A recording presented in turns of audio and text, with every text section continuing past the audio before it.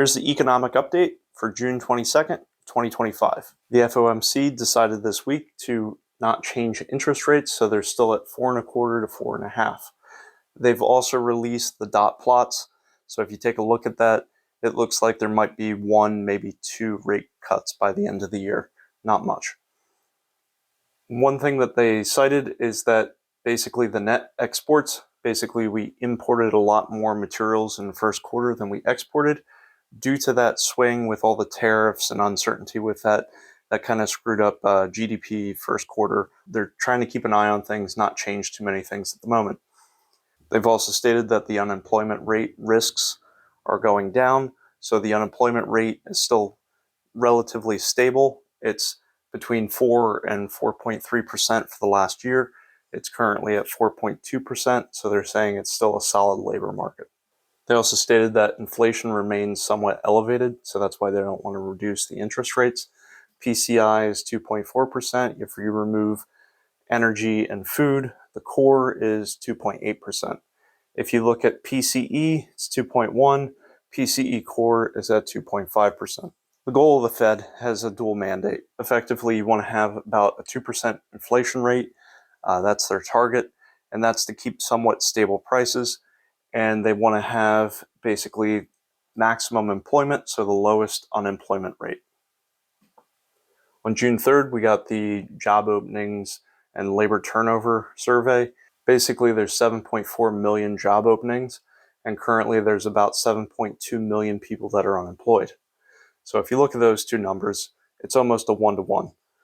Now, that's not great because if someone needs a surgeon and you don't have those skills, you can't get that job. Or if somebody needs a mechanic and you're not a mechanic, you can't get that job. So effectively, when you reach a 1-to-1 ratio, there's going to be some mismatch of skills as well as location of the job and where somebody lives, unless people are just willing to uproot their families and move for that position. June 14th, the U.S. initial claims for unemployment insurance went up by 245,000 initial unemployment claims. So this is relatively unchanged. It's going up a little bit, but it's not a huge difference if you look over the last several months to a year. On June 5th, there are multiple companies announcing layoffs. Those include Microsoft with 6,000 people, Procter & Gamble at 7,000, Citigroup at 3,500. UPS mentioned that they were going to lay off about 20,000 workers. Walmart's another 1,500 workers. So there are some layoffs that are starting to roll through the economy. On June 6th, the average hours worked. It's 34.3 hours. This has kind of been going on a downward trajectory for a bit. I'm not sure if it's leveling off or it's going to continue to go down. We'll see with additional data. So 40% of manufacturing firms expect the second quarter of 2025 to be worse than first quarter of 2025. So that's not good. About 20% of these firms are also reducing their employment, so they're laying people off. There's about 10% of firms that are actually hiring, but overall, it's a net loss of jobs, not a gain. At the end of May, we got corporate profits. Effectively, they're down by 2.9% compared to the prior quarter. We also got a revision for first quarter GDP. So it's now at minus 0.2%. So that's not good, but it was minus 0.3%. So it's gone up slightly. On June 18th, GDP Now from the Atlanta Fed, they're looking at second quarter GDP to be approximately positive 3.4%. That's still an estimate. We're not done with second quarter. So if this actually turns out to be positive, you have a negative quarter of GDP and a positive quarter of GDP. So effectively, you don't end up in a recession. It's just a slowdown for that period. So if we have second quarter go negative, then you could potentially have a recession. Either way, anytime you have negative GDP, it's a contraction in the economy in some regard. So somebody's going to feel that pain. On June 20th, we got the Conference Board Leading Economic Index. Everything's now pointing towards a recession. There are recession signals. If you look, the leading economic index is down, but the coincident economic index is still going up. So This is usually going down about 7 months before you have a recession or within that period of time. And then this CEI, the coincident economic indicator or index, as long as this is still going up, it's unlikely that you're currently in a recession. The reasons for the drop in LEI is consumer pessimism, weak orders, decline in housing permits. There's increased unemployment insurance, at least initial claims in the last 2 months. And they're predicting an economic slowdown, but still not a recession. They also noted that the stock market rebound helped to improve this. If that didn't rebound, it could be worse than what it currently is. I do want to note, if you look at, say, the S&P 500, SPY is a good gauge of that. This still has resistance around the 613 level. I haven't seen it go above that yet. So it kind of tests that resistance and it keeps bouncing away from that on the downside. And we'll get into some things that might make that even worse. So on June 20th, just looking at the 10 and 2-year yield. So this uninverted in 2024.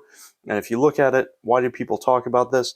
Generally, it's a good indicator, a leading indicator of a recession is about to occur. And if you look back through history, this inverted, then uninverted in the late 1989, 2000, 2007, 2019, and again in 2024.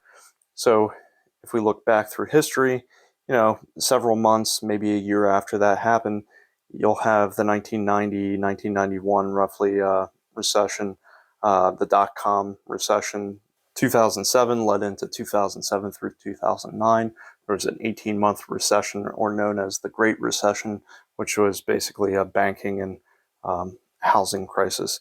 2019, if we didn't have a pandemic which accelerated this with lockdowns, I still think we would have had a recession in maybe mid or late 2020 if the pandemic didn't happen.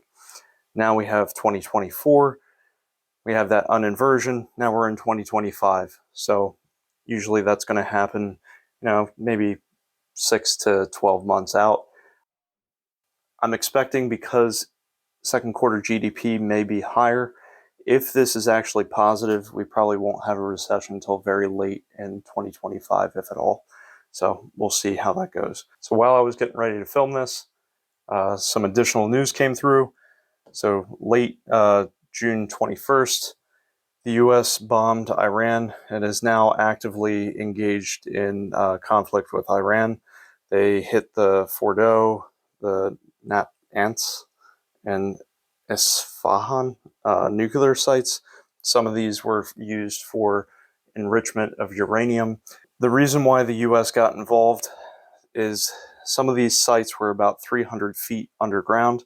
So why would the U.S. get involved? Well, the U.S. president said he didn't want Iran to ever have a nuclear weapon. So he was using this opportunity to prevent Iran from ever having a nuclear weapon, because there were some concerns of various terrorist organizations getting a hold of those nuclear weapons and using them against the United States or Israel or other allies in the region.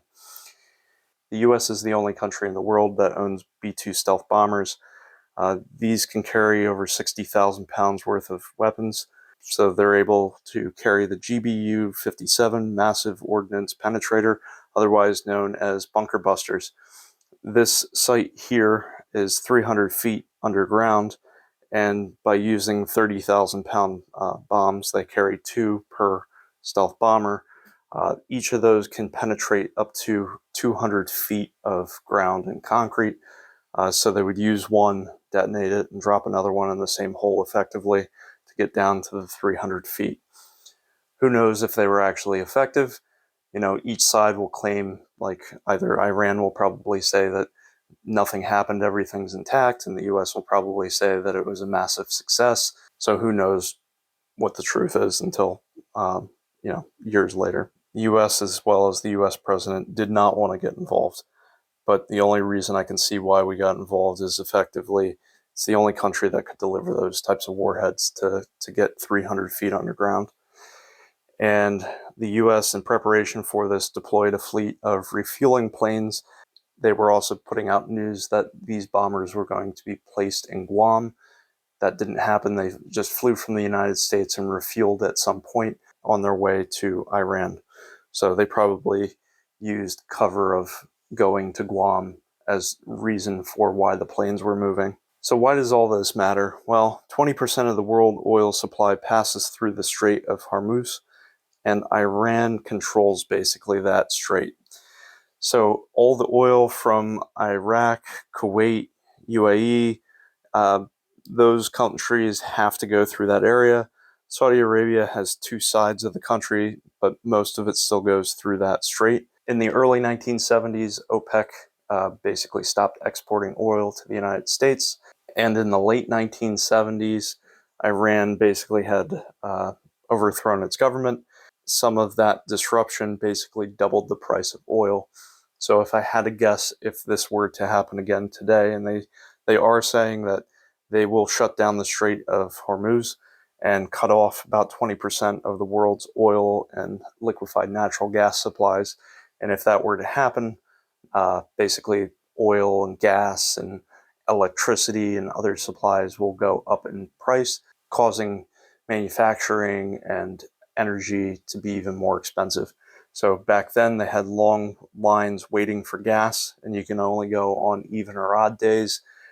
Basically the price of fuel doubled, and if you look over the past month, the price of oil, it's already gone up about 20%. So the price of anything that requires oil, natural gas, or anything like that, it's probably going to go up. So if you think about manufacturing, you need energy to manufacture something, so then the price of goods go up.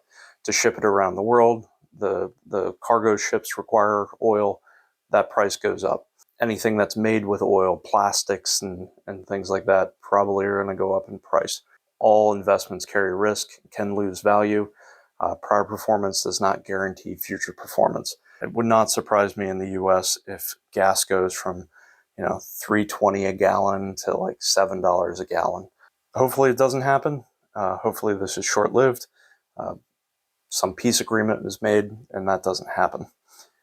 Now, with all of this, what am I doing? Personally, every time I get paid, I just invest with dollar cost averaging.